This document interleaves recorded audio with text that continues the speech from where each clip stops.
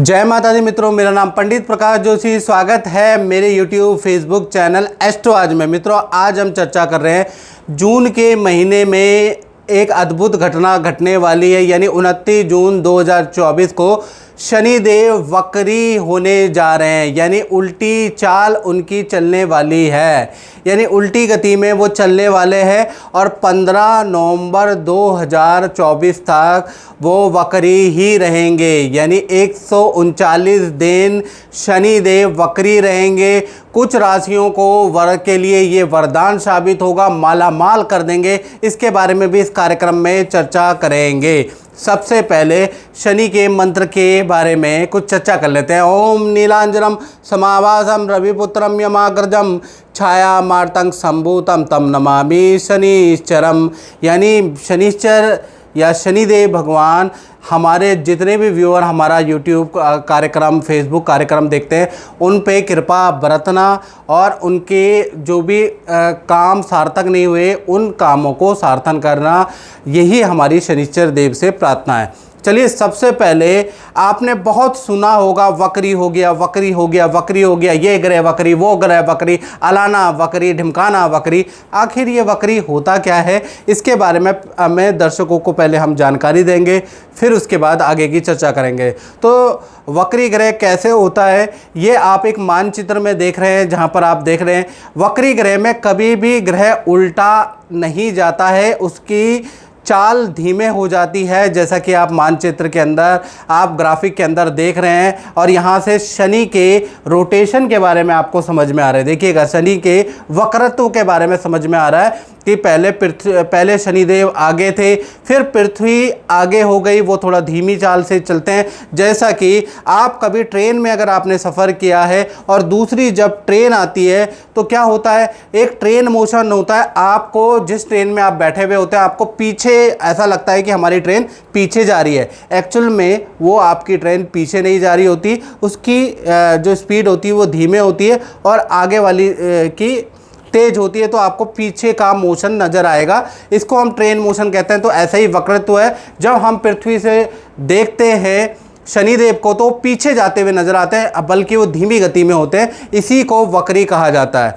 और वक्री का क्या रिजल्ट रहता है, इसके बारे में चर्चा कर लेते हैं। हमने ये तो जान लिया कि वक्री ग्रह कैसे होता है। मित्रों, अब वक्री के बारे में बहुत से आचार्य पंडितों के अलग अलग मत हैं। इनफैक्ट जर्नल में भी अलग मत है, किताबों के अंदर भी बड़ा कन्फ्यूजन है, अलग अलग मत है।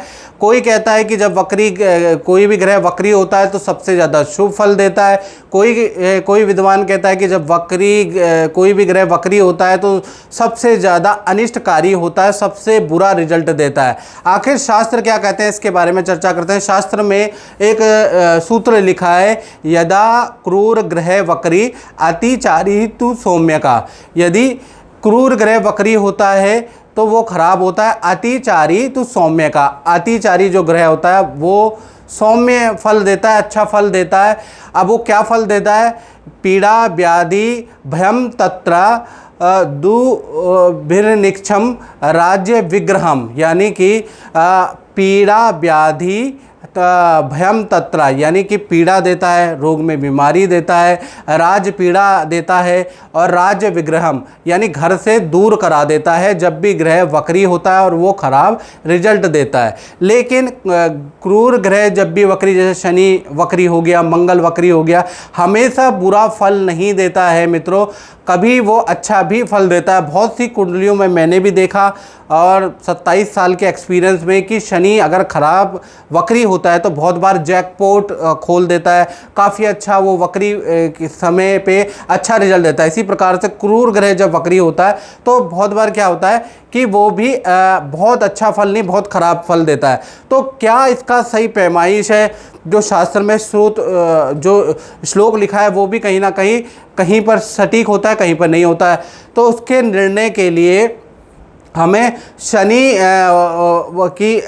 वक्री अच्छा फल देगा, खराब फल देगा, शनि ही कैसा फल देगा, इसके लिए एक सारणी होती है जो आपके सामने दी गई है। यानी इसमें स्वर्ण, रजत, ताम्र और लोहे के पाद हैं। जैसे बच्चा पैदा होता है तो उसके पाए देखे जाते हैं, इसी प्रकार से शनि जब मूवमेंट करते हैं तो शनि का भी पाए होते हैं। पहले स्वर्ण पाए से आपकी जन्म राशि से एक पहले भाव, छठे भाव, 11वें भाव में शनि विद्यमान होते हैं तो कहीं ना कहीं ये स्वर्णपाद होता है। चांदी का पाया, रजतपाद आपकी राशि से 2, 5, 9 भाव के अंदर यदि शनि विद्यमान होते हैं तो वो आपका रजत पाया होता है। ताम्रपाद के बारे में बात करें, आपकी जन्म राशि से 3, 7, 10वें भाव में शनि बैठा हो तो ये चांदी का पाया है। लोहापाद यानी लोहे के पाए के बारे में बात करें, आपकी जन्म राशि से 4, 8, 12 के अंदर अगर शनि गोचर में विद्यमान होते हैं तो ये लोहे का पाया है।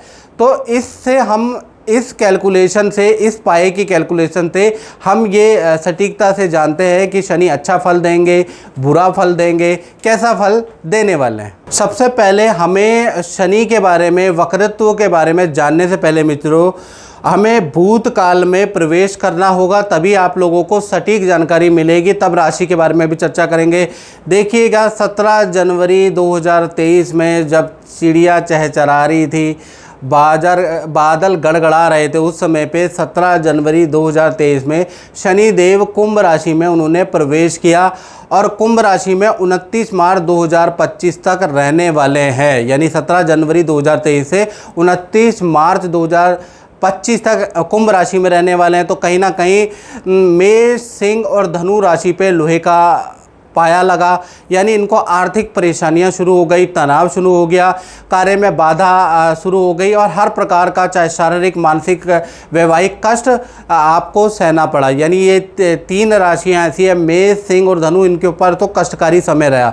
इसी प्रकार से दूसरी राशि के बारे में बात करें तो वृषभ, कन्या और कुंभ राशि पे तांबे का पाया लगा, कहीं पर खराब, कहीं पर अच्छा रहा। यानी करियर के लिए अच्छा है, पद प्रतिष्ठा के योग बनाए, विदेश की यात्रा के योग बनाए, अच्छा धन लाभ के योग बनाए, भूमि वाहन का योग ये जो ताम्र का पाया है इसने बनाया, वो भी 17 जनवरी 2023 से 29 मार्च 2025। लेकिन दाम्पत्य जीवन में के लिए बिल्कुल खराब है, यानी पति पत्नी को अलग कर सकता है, उनमें मनमुटाव डाल सकता है, कुंवारों की शादी रोक सकता है। यानी प्रेम संबंध या वैवाहिक जीवन के लिए बहुत अच्छा ये इसका रिजल्ट नहीं रहा।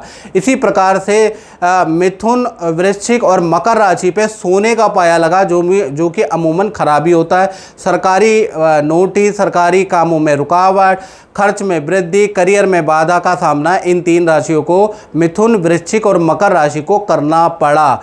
इसी प्रकार से चौथी राशि के बारे में बात करें तो कर्क राशि, तुला राशि और मीन राशि, इनका रजत का पाया है, यानी इनके लिए अच्छे बुरे दोनों प्रकार के अनुभव लाने वाला शनि 17 जनवरी 2023 से 29 मार्च 2025 तक रहने वाला है। यानी स्थान परिवर्तन का योग बना, यानी कि आपने या तो नौकरी चेंज की या कहीं ना कहीं अपने घर को चेंज किया। साथ ही साथ नौकरी के लिए थोड़ा अच्छा रहा, नौकरी में प्रेशर तो जरूर रहा लेकिन पद वृद्धि भी रही। भूमि वाहन का योग बना, अच्छा धन लाभ मिला, लेकिन तनाव और प्रेशर बहुत ज़्यादा रहा और पारिवारिक और मामलों में या पर्सनल रिलेटेड मामला, पति पत्नी में मानसिक तनाव या अलगाव की सिचुएशन भी रही। यानी अच्छा और बुरा दोनों प्रकार का फल आपको मिला।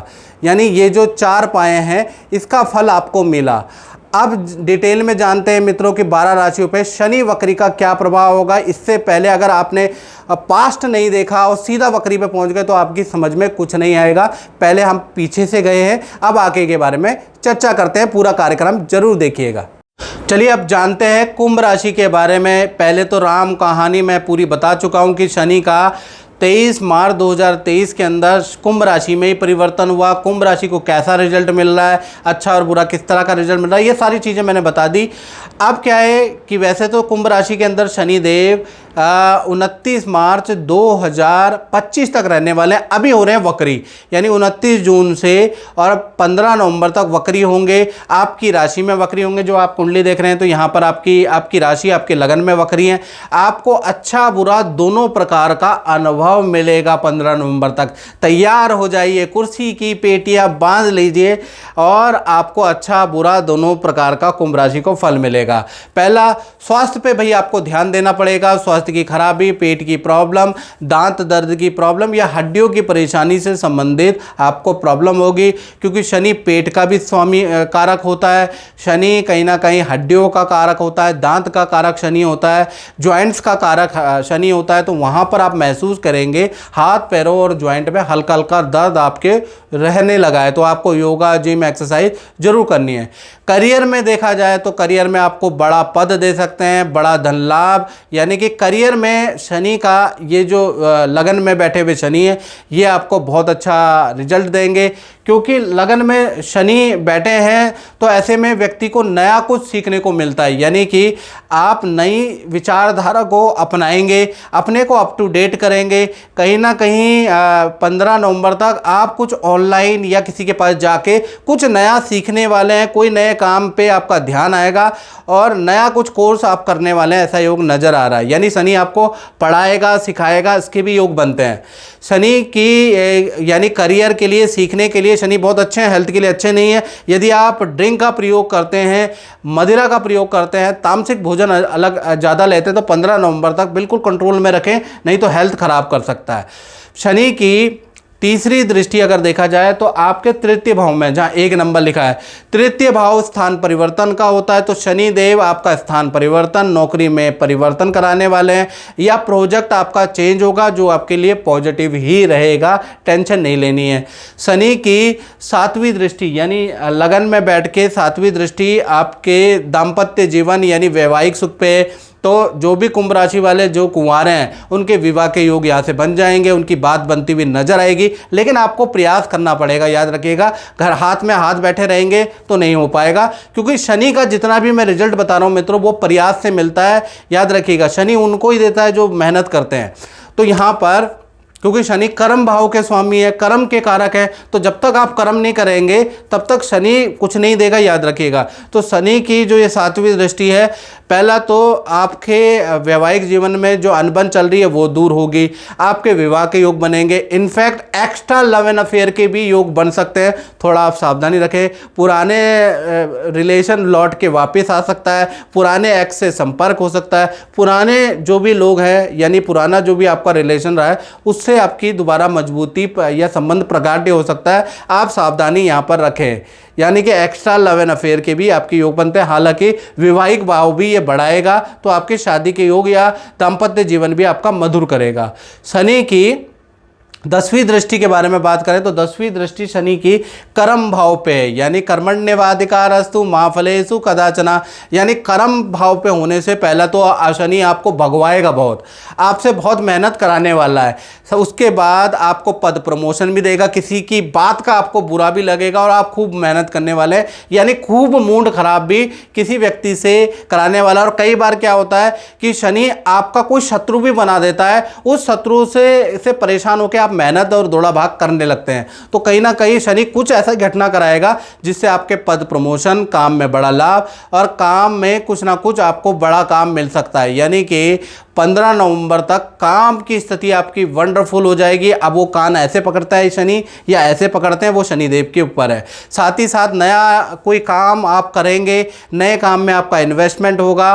तो कुल मिला के शनि की 10वीं दृष्टि भी कुंभ राशि के लिए लाभकारी है। तो कुल मिला के शनि का वक्री होना मिश्रित फलदायक रहेगा कुंभ राशि के लिए। मित्रों, इस कार्यक्रम में इतना ही, मुझे दीजिए इजाजत। जय माता दी।